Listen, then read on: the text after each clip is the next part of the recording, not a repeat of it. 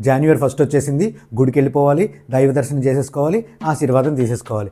ఎందుకంటే జనవరి 1 రోజు మాత్రమే దేవుడు బాగా దీవిస్తాడు కదా. అసలు మిమ్మల్ని చూస్తూ ఉంటే నవ్వాలో ఏడవాలో కూడా నాకు అర్థం కావటం లేదు. అంటే జనవరి 2 రోజు వెళ్తే దేవుడు ఉండడా అక్కడ?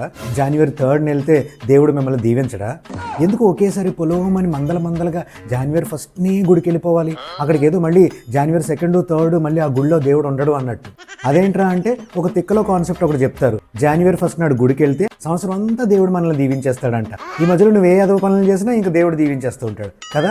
ఓకే, మనకి ఏదో తెలుగు సంవత్సరం స్టార్ట్ అయినప్పుడు ఏదో గుడికి వెళ్ళడం ఇలాంటిది ఏదో ఆచారం ఒకటి ఉంది, అది ఓకే. బట్ ఈ జనవరి 1 నాడు గుడికి వెళ్తే సంవత్సరం అంతా దేవుడు దీవించేస్తాడు అనే కాన్సెప్ట్ ఎక్కడి నుంచి వచ్చిందబ్బా? మీరేం చేస్తున్నారో తెలుసా?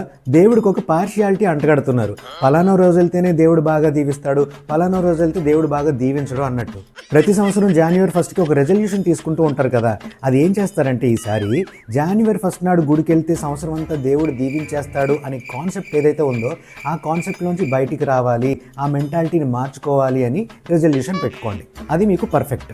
జనవరి 1 నాడు టెంపుల్కి వెళ్తే దేవుడు సంవత్సరం అంతా దీవించేయడం అంటే నాకు అర్థం కావట్లేదు. కనీసం మీకెవరికైనా అర్థమైతే నాకు చెప్పండి ప్లీజ్.